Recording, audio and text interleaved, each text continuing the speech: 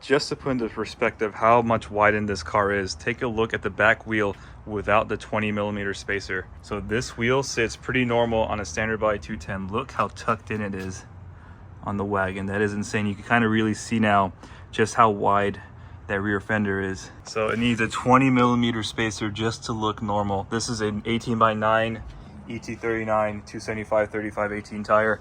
This looks normal on almost every single 210. But on this car, it is so sunken in. Here's a 20mm spacer on the front. Same wheel, 18x9 ET39 with a 245/40 tire. This is how this wheel and tire would fit on a standard 210 with a 12mm spacer. So yeah, this car is pretty wide. All right, now for the main attraction, the AMG Monoblocks style 2s. So now this has a 20mm spacer up in the front. Unfortunately, there is not enough threads for me to bolt it down, so we'll have to do it in the air. This fits about the same as the rear wheel did, maybe a tiny bit more tucked. The reason why I'm testing the 20mm on there is because eventually when I get rid of the studs, the 20mm spacer is the minimum size to have a bolt-on style spacer. So when you do a bolt-on style spacer, you can use your factory lugs, which is what I want to do. I want to use factory lugs with my wheels and just not worry about the spacer ever coming on and off. Rolling around with the Monoblocks today, we're going to drop them off and finally get them touched up. But this is why the Wagon is awesome. Look at all that space back there, and we're not even utilizing it efficiently. I had to get my own nodding head dog from Mercedes. My mom had one of these, although it wasn't Mercedes branded, in her 190E back in the day, and I want to do like a little throwback in my sedan. And this is the only car that could really run it because it's supposed to stay on the deck. All right, there he is on the rear deck. There's actually not a whole lot of room on the 210 because of the angle of the windshield, so I have him facing forward. I know some people usually have him like offset or facing the other way, but because of the little ledge right there, I don't want him to wiggle around too much, so we're gonna have him just face forward. Also, because the tint is dark, you're not gonna be able to see him out the back, so I'd rather have him face forward so I can see him out the mirror. All right, so from the driver's seat, in the mirror, we see him nodding right over there. It's a cool little throwback to when my mom had her car, so that's the reason why I got it. I thought it was pretty cool. All right, I didn't film the before and after, but I just got the car back. We had the windows tinted blue, so we removed all the old film. This is Winco's brand, 75%. This is the blue tint, so this kind of mimics a factory blue glass, which hopefully on camera it picks up, but it looks pretty good. We'll have to judge more when we see it at night and in different shades of light, but very satisfied. So this is a ceramic film, so it rejects heat and UV and IR and all that type of stuff. So it is one of the better films to do. The previous tint on here was a 3M Color Stable, which is a non-ceramic tint, and it was darker than this, but it just absorbed so much heat on the inside. It was awful. I think from this angle, you could just see how blue that tint is. It looks like the factory tint. If anyone knows what the black leather looks like through the blue tint, it's pretty similar, and it's on all the glass, every single piece of glass, including the front windshield. You have to get the front tinted. If you don't, you're really missing out. It's going to protect your dash, it's going to protect everything. And another thing people forget to tint is the sunroof. This is also a ceramic film. It is 5%, so it is considered limo tint. This blocks out so much heat. I noticed straight away from this car to my car just how much more heat you can feel on the sunroof right here, and this makes a huge difference. Everyone should do this on their car if you're getting it tinted. It's approaching 2 weeks and I'm still rolling around without any hood vents. They're getting painted, so that was the worst paint on the car, so hopefully we'll get that back soon. Next up is the wheels, and I do want to wrap the anodized trim around the window. That is what's next for this car. We have the Brabus in the air. There's my Wagon behind it. But yeah, take a look at the brakes. These are the Alcon 4 pistons. I'm not sure of the size. I think the stop techs feel better. The windows look really good when there's a white background behind them. So right there we got the white building, got a white car. You really just see how blue it is. It almost looks green, probably because it's way too bright right now, but it is pretty blue. This is as close to the blue glass as we're gonna get without actually swapping the glass. I will not swap the glass, that's just too much work, so we'll just deal with tint.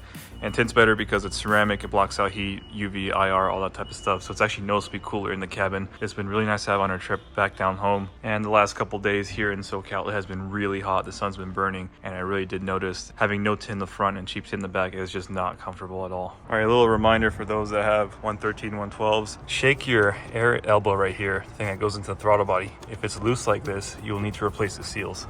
Here's the part number for the seals. Yes, they are different. You need one of each.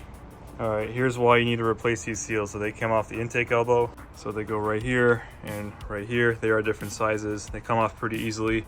You gotta take the whole elbow off to get to them. It's not that bad. I actually did this job in probably about 10 minutes or less. First time I did it took over an hour, but you know, you get better at it as times go on. Anyways, look at this. I'm squeezing this and it's like hard, like plastic. This one's a little better. But then when they're new, super soft and pliable. So this is creating like a small vacuum leak. And if these are really bad like they were on my sedan right here, it does actually improve the idle and throttle response. All right, after you change those seals, they should be so tight, it should actually be hard to get on, but you should be able to actually move your engine just by touching the elbow and the mass airflow sensor. That's how strong they're supposed to be. I also changed out the clip that holds the mass airflow sensor to the throttle body.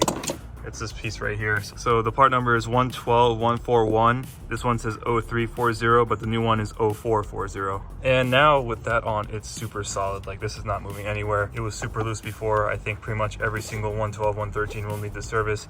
It's super easy to do. If I wasn't filming, I would have been in and out in 15 minutes. All right, take a look at how hard this is. See, it just cracks. It's supposed to be pliable. Overdue for service for sure. But luckily we got to change it out now, so we should have a way better seal.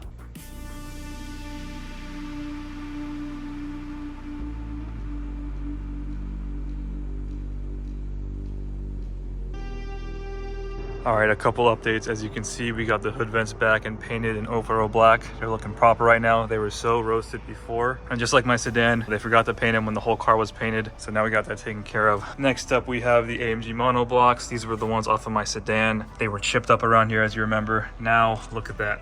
Perfect. So luckily, I live near JM Painter. Hit him up. I'll put his Instagram up on the screen and in the link in the description. He's the only person I trust in this area for paint, and he does a really good job. So we were able to actually save most of the finish on this wheel. We just painted the face with the tire on, which I know doesn't sound proper, but the whole thing wasn't messed up. It was just this chipped area right here. So we was able to smooth it out, and they were pretty deep gouges in the paint. Like they went all the way down to the metal. So that was pretty bad. So he's able to smooth it out and mainly paint around this area. He retained most of the paint and finish on the outer edge. But luckily, we didn't have to remachine the lip, which is why the tire wasn't taken off. And we just re-cleared it, and it turned out pretty perfect. Look at the reflection, it's nice and clear. And he's super careful around the logo. He has a special tool designed to sand it. So this is the best these wheels have ever looked. So hit him up. It's at jm.painter on Instagram. That's the best way to reach him, and you could get some nice quality paint work done yourself. I pulled out the 124 for the first time in over a month. The last time I took this out was for that video shoot I filmed in the previous video. I also swapped out the plate frame. I went with the Mercedes-Benz Classic. I picked this up at the Classic Center a couple weeks ago. Today, we are gonna test fit the 18-inch monoblocks on this car while I have the opportunity. Once they go on the wagon, I'm not gonna be able to swap them on this car and see how they look. I was always curious to see how the 18s fit and how the black goes with the red. I think it'll look really good. All right, here's one side with the 18-inch monoblocks on. These are staggered 18 by 8, 245, 40, 18.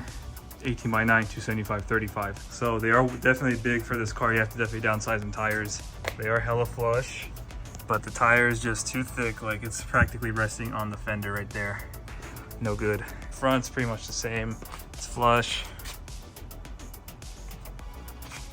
It looks good. I like it. I like the black on red, but it's definitely too big for this car. I have to at least downsize the tires. Probably go 215 or 225 in the front, and I would say probably maximum 235 in the back. Probably better do a 225 in the back. Yeah, that's how the 18s fit on a 124 convertible. Rear fenders are not modified. Fronts have the fender spacers, so they just push them out a tiny bit. They're not rolled either, which is funny because that's the exact opposite of the Wagon. The thing is super wide. And here's one of the reasons why I'm going to kind of stop driving the 124 is that the tires are getting a little camber wear there at the edge.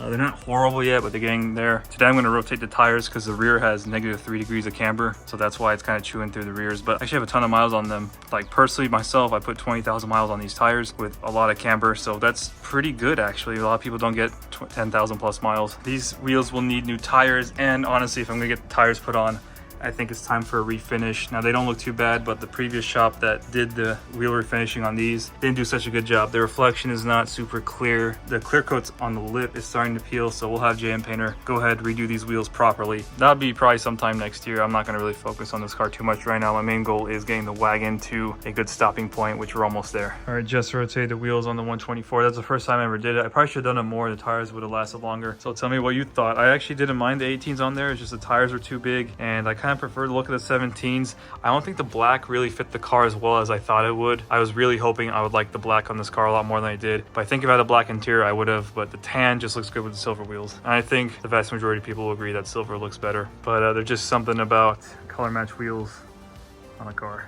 Almost curious to see how red would look, but I think it's just gonna be too much.